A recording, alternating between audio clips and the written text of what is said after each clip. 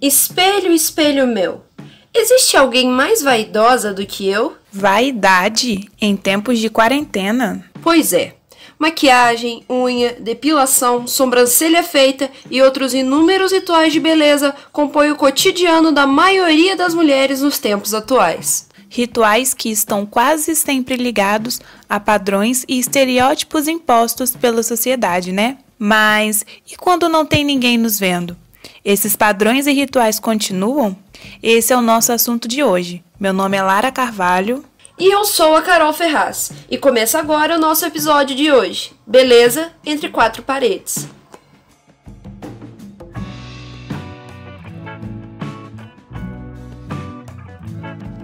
Vivemos em uma sociedade que está a todo tempo cobrando de nós mulheres uma aparência perfeita, querendo nos enquadrar muitas vezes em padrões inalcançáveis, colocando na nossa cabeça que só seremos bonitas se seguirmos este padrão, nos forçando a adotar rituais que às vezes nem nos agradam tanto. E no atual momento, com esses serviços interditados, estão vindo à tona muitos rituais que foram descobertos desnecessários, fazendo com que muitas mulheres se questionam se essas práticas são desejo pessoal ou imposição social. Esse foi o caso da Laura, que está passando por uma transição capilar durante essa quarentena. Então, a princípio, não foi uma decisão, né? Foi praticamente uma transição obrigatória, uma transição forçada, já que nesse contexto da pandemia a gente parou de frequentar salões de beleza e especificamente parei de fazer a progressiva, né? Eu me rendi à internet para passar por essa etapa e procurei vários vídeos de meninas, né, que passaram por esse processo da transição. Conversei com conhecidas minhas também que já vivenciaram, né. Assim, a coisa que eu mais tento fazer é igualar a textura, né, da raiz com o resto do comprimento que ainda tem progressiva. Então, eu tento sempre fazer trança nele para deixar ele ondulado. Tô usando muitas faixas no cabelo também para disfarçar a raiz, né, que tá vindo nova e ondulada agora. O fato de não estarmos sendo vistas e estar apenas em nosso ambiente de conforto nos trouxe uma liberdade que não conseguimos encontrar na sociedade. E conseguimos descobrir um lugar onde podemos ser nós mesmos, sem julgamentos. Eu nunca tinha pensado em fazer a transição antes da quarentena. Eu acho que eu tinha uma crença assim que eu só estaria bonita se meu cabelo estivesse alisado. Eu ficava muito presa a isso, mesmo quando épocas que a progressiva já estava saindo, assim, eu estava precisando fazer o retoque, né? Eu sempre passava chapinha, não ia pra festa, bar, nada, nenhum lugar, sem que meu cabelo estivesse liso. Então eu acho que isso me barrava um pouco, né? Com essa crença, assim, de que eu só vou estar bonita se meu cabelo estiver liso. O cabelo que não é liso já é considerado menos bonito. O nariz que é largo já é considerado feio. Os lábios e tudo mais. Então, todos esses elementos que são raciais, né, querendo ou não, vai contar para essa construção dessa autoimagem. Então, se você tem algum marcador, se você tem um cabelo mais crespo ou um cabelo cacheado que não é o liso, você já vai sofrer com isso. Já é uma marca que você vai carregar. Foi o que nos contou Késia, que é psicóloga formada e mestranda da UFJF. Sua linha de pesquisa se baseia em recortes sociais de classe, raça e gênero, nos trazendo uma nova interpretação para o que seria a autoestima. A autoestima é nada mais da forma como que você se enxerga, da forma que não só em questões de aparência, mas questões de inteligência, questões de habilidades sociais, de achar que é uma pessoa comunicativa. Isso tudo também interfere na autoestima. Eu prefiro utilizar um outro termo, que é a construção de uma autoimagem positiva. Primeiramente falando, a construção de uma autoimagem, a construção de um eu, de como que a gente consegue enxergar a gente como um sujeito único, com qualidades, com defeito, e como que isso acontece de forma positiva. E essas construções nossas vão ajudando a gente se enxergar enquanto pessoa. Não é um processo fácil, é um processo que a gente absorve muita coisa do outro, principalmente o que é belo e o que não é belo, E para ter essa construção dessa autoimagem positiva, eu acredito muito no poder da autodefinição, da gente não construir uma imagem através do que o outro diz, mas através do que a gente acredita e de como que a gente vê e lida com essa imagem, pode ser positiva, negativa. É impossível viver uma pandemia e não pensar sobre prioridades. Essa reflexão passa por quais pessoas se quer ter por perto, a maneira como o tempo é aproveitado, a necessidade de ter um guarda-roupa abarrotado e também o sentido de hábitos de beleza e vestuário. Para que usar maquiagem se não vou sair de casa? Para que vou fazer as unhas se ninguém vai ver? Preciso mesmo pintar os cabelos brancos? Faço para mim ou para os outros? Essas são algumas perguntas que estão em alta no momento. O isolamento social despertou um novo olhar para a vaidade e criou novos padrões de beleza. As lives e videochamadas começaram a refletir muito mais do que o espelho podia mostrar. No episódio do Prodcast de hoje, conversamos também com Helena Paradella. Ela tem 19 anos, natural de Juiz de Fora, e nos contou como esse período de isolamento social tem impactado no seu modo de vida e a maneira como tem lidado com isso com seu trabalho de digital influencer. Eu comecei a trabalhar com isso já tem um tempo, desde o começo da pandemia, da quarentena. Eu tive mais tempo para me dedicar ao meu Instagram. Comecei a produzir conteúdos falando sobre a minha diabetes, falando sobre a minha doença celíaca, falando sobre exercício físico, sobre maquiagem, sobre cabelo, sobre tudo que tem direito. Eu falo no meu Instagram, é uma área que eu gosto bastante de mexer, tô sempre pesquisando, tô sempre me dedicando e é assim que eu espero e estou crescendo. Esse período de recolhimento trouxe também reflexão e alguns conceitos foram revistos. Coisas que pareciam importantes perderam a relevância e vice-versa. E nessa reavaliação da vida, muitas mulheres adotaram ou reforçaram hábitos saudáveis. Perguntamos para Helena como ela tem praticado atividades físicas durante a quarentena e como todo esse cenário tem impactado sua rotina de exercícios. Antes de começar a quarentena, eu não estava tendo tempo para poder me exercitar. Eu estava numa vida muito corrida de faculdade, de estudo, de estágio. Assim que foi determinada a quarentena, eu me vi nessa necessidade de começar a me exercitar, porque a gente começou a ficar mais ansiosa e foi uma coisa que começou a me fazer muito bem. Eu acordava mais disposta, querendo logo fazer o meu exercício para poder me sentir bem, sabe? E a minha motivação todo dia é treinar e fazer esse meu trabalho de postar e tudo mais. Acho que assim eu consigo incentivar várias pessoas a se exercitarem e manterem uma vida saudável assim também. Quando a gente fala dessa questão da autoimagem, a gente também está falando de uma construção social, que dita o que é belo, o que não é, o que é aceitável e o que não é. Tentar fazer essa reflexão sobre si mesmo, sobre o outro também, como que você enxerga esse outro, como que você se enxerga enquanto pessoa, longe de tudo, desses rituais de beleza, longe dessa academia, longe academia que eu falo da universidade, mas academia também, longe do seu emprego, quem que você é? E com esse eu fortalecido, sabendo quem você é, eu acho que fica muito mais fácil lidar com essa construção social e dizer para você mesmo que é belo, que não é. Segundo o cirurgião plástico Dr. Pedro Lozano, membro da Sociedade Brasileira de Cirurgia Plástica, com a pandemia, a busca por procedimentos no rosto cresceu incomparavelmente. É o que diz também os termos mais procurados no Google aqui do Brasil, que registrou um salto de 78% na procura pelo termo rinoplastia. A técnica de rinoplastia vem ganhando cada vez mais adeptos de cirurgia plástica no Brasil, principalmente com as famosas. O método, considerado mais atual, apresenta resultados mais simétricos e naturais. Porém, no meio desse mundo de plásticas e cirurgias, na incansável busca de se encaixar em padrões, ainda temos mulheres que defendem e levantam a bandeira da autoaceitação e da representatividade nos meios de comunicação. Essa é a opinião e fala da Natália Oliveira, influencer digital que aborda temas como aceitação e representatividade negra. Então, eu me tornei blogueira em 2016, né? Isso aconteceu devido a um episódio racista. Meu namorado é branco, estávamos na rua, ele me deixou no meu ponto de ônibus, né? Um dia comum, final de semana, tínhamos ido no cinema. Daí uma mulher chegou pra ele, né, e perguntou como que ele tinha coragem de namorar uma preta de cabelo duro. E eu já tinha sofrido vários ataques antes de racismo, entendeu? Porém, eu tinha superado isso, porque eu fiz 1 ano de terapia, né? O auge do preconceito, do racismo, da injúria foi no ensino médio, porém eu me curei disso, né? Fiz terapia por 1 ano e eu achava que eu estava curada nessa época, né? Quando aconteceu isso. Só que ao invés de cair, de me derrubar, de voltar a ser o que eu era antes, a menina de baixa autoestima, a menina que se escondia do mundo, eu falei, não, dessa vez vai ser diferente, eu vou criar um perfil nas redes sociais para estar ajudando meninas, assim como eu, a superarem e a lidarem, a exterminarem esse tipo de violência.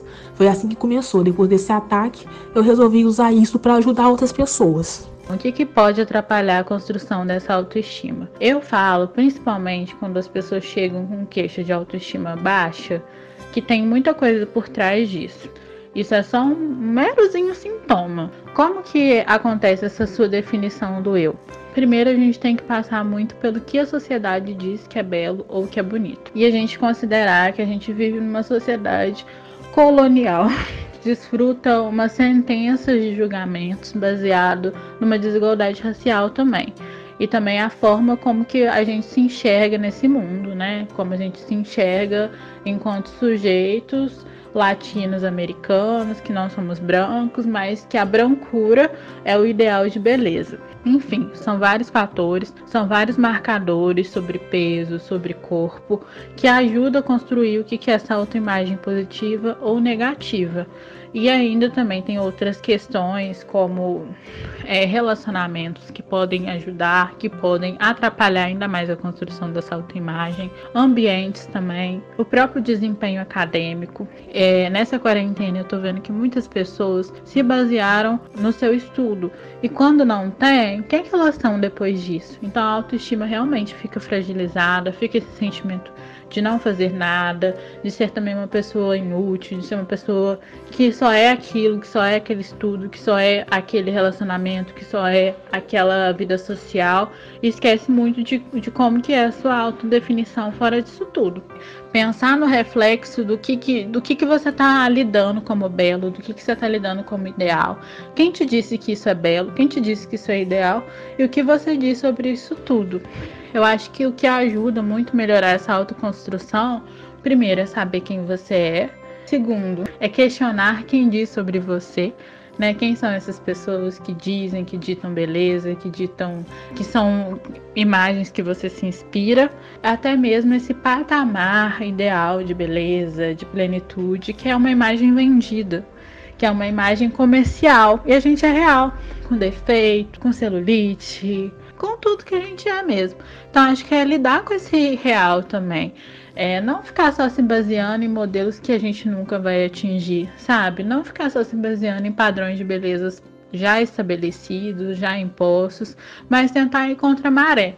Tentar se autodefinir, esse poder de você dizer o que é bonito, de você dizer o que não é. A quarentena não teve esse poder de acabar com a minha autoestima, né? Foi um processo que eu construí ao longo de muito tempo. Então, dificilmente alguma coisa hoje é capaz de estar mudando isso, né? Porque foi algo que eu trabalhei ao longo de muitos anos e trabalho a cada dia. Então, dificilmente a quarentena ou alguma outra coisa é capaz de estar diminuindo isso. O que pegou pra mim, pessoalmente, é a questão da ansiedade, né? Porque eu sempre fui uma pessoa ansiosa, mas agora com esse cenário, a ansiedade piorou mais ainda, né? Eu fico doida pro dia acabar, fico doida pro dia começar, fico doida pra sair alguma notícia falando que achou a cura, sabe? É uma coisa que algumas vezes me faz bastante mal. Com muitas incertezas e mostrando que o controle é uma ilusão, a gente fica mais ansioso. E a ansiedade é um fenômeno completamente natural. É um fenômeno onde a gente antecipa situações na nossa mente que poderiam acontecer, para a gente já se preparar.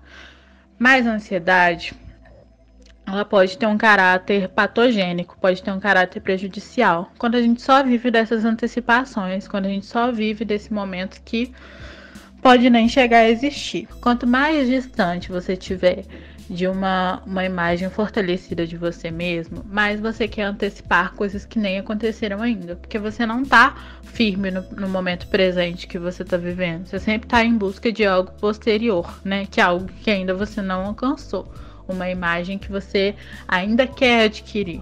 Então fica mais complicado ainda lidar com isso tudo. Então é muito importante, nesse período da pandemia, da quarentena, saber que a ansiedade é uma coisa normal. Saber que essa necessidade de querer antecipar os fatos, essa necessidade de querer viver um momento, um cenário que não é esse, é normal para todo mundo. Mas também saber que é necessário, às vezes, dividir com as outras pessoas essa ansiedade, dividir com as outras pessoas essa incerteza, conversar com as pessoas e se ouvir no meio desse turbilhão de sentimentos, do que você quer, do que você deseja. Essas impossibilidades, esse não fazer nada, muita gente está sem fazer nada em casa, muita gente não está conseguindo fazer, ou muita gente está fazendo demais, mas também não está conseguindo se ouvir, não está conseguindo parar. Então é normal isso, mas isso também não pode prejudicar o que a gente está vivendo agora. Então, se você está se sentindo muito ansioso, se você está vendo que está atrapalhando o seu sono, sua alimentação, sentindo dores, é hora de procurar um profissional.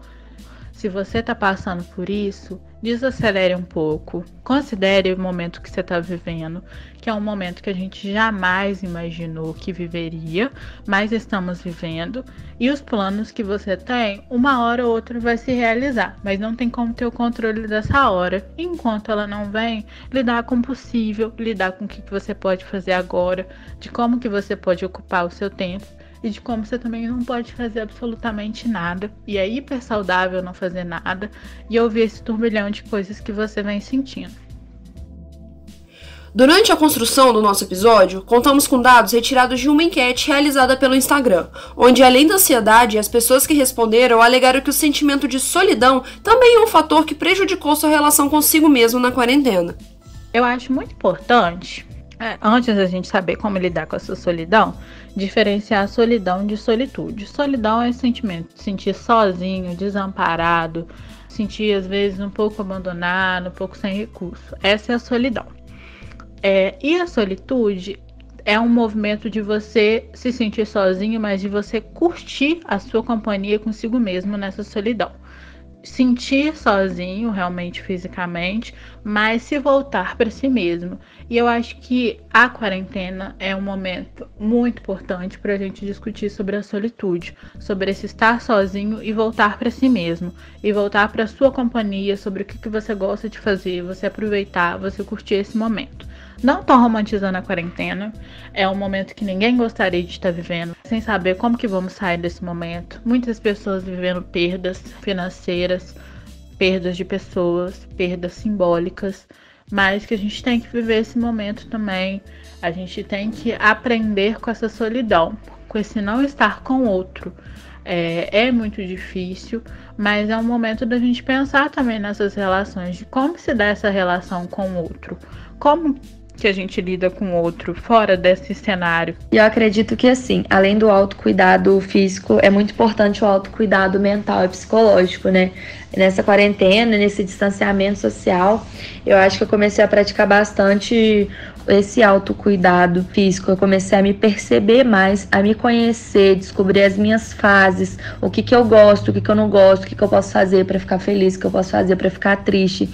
Comecei a reparar em mim mesma, todo o meu processo psicológico, de cansaço, de tudo, de todas as minhas emoções. Eu comecei a reparar mais em mim e também reparar mais nas pessoas, em como eu posso lidar com as pessoas, principalmente na família, que muitas das vezes é mais complicado. Eu comecei a reparar mais o que eu posso fazer, o que eu posso deixar de fazer para ter um vínculo assim melhor e mais tranquilo, pra gente conseguir melhorar essa quarentena. Então, assim, eu acho isso muito, muito, muito importante. Às vezes, se possível, procurar uma ajuda profissional. Eu sei que às vezes tem a questão financeira que não possibilita essa procura, mas tem projetos na UF que ajudam nesse momento de você falar com o outro, mas você também se ouvir nesse momento. Então, eu acho que para lidar com a solidão, É um momento atípico que a gente está vivendo, é um momento que está distanciando das pessoas, que está distanciando do nosso contato social. Ninguém está gostando de viver, ninguém está curtindo viver isso. Mas é muito necessário também dar uma parada e se ver. Nossa, eu acho importante demais, cara. É uma coisa que eu queria ter presenciado quando eu era pequena, quando eu era adolescente, porque se eu tivesse me reconhecido em outros lugares, na mídia, na TV, nas novelas, nos desenhos, no mundo da Disney, princesas, esse negócio todo, eu nunca teria me sentido e passado pelo que eu passei, porque eu ia chegar em casa, eu ia ligar a televisão, eu ia ver que meninas pretas são bonitas sim, né? Aquilo que me falaram lá na escola, o que fizeram comigo na escola, é um erro, mas não. Eu nunca tive isso, né? Sempre cheguei em casa, sempre vi a branca como a protagonista, a branca como a boazinha, e a mulher preta sempre a empregada, o homem preto sempre o traficante, né? O preto lá sempre sendo taxado como o vilãozinho, né? E o branco sempre o mocinho, sempre o bom. Dicas que eu tenho para dar para as pessoas e que dá certo para mim é tentar sempre construir uma rotina, não deixar se desligar da sua antiga rotina. Quando eu ainda estava tendo aula, eu sempre fazia uma lista antes de dormir com tudo que eu tinha que fazer, com tudo que eu queria fazer no dia seguinte. E aí eu me comprometia a fazer isso. Então eu acordava, colocava o alarme direitinho, tomava meu café, meu skincare matinal, estudava, e aí chegava 11 horas eu malhava. Depois de malhar, eu ia almoçar, depois eu tomava banho, e aí eu fazia tudo o que eu queria fazer. Eu podia fazer uma hidratação no cabelo, eu podia assistir um filme, eu podia ler um livro, eu podia revisar matéria. Então eu fazia tudo que eu tinha que fazer e depois eu tinha o tempo livre. Então isso foi muito importante para mim, para eu conseguir construir essa rotina e fazer as coisas que eu queria.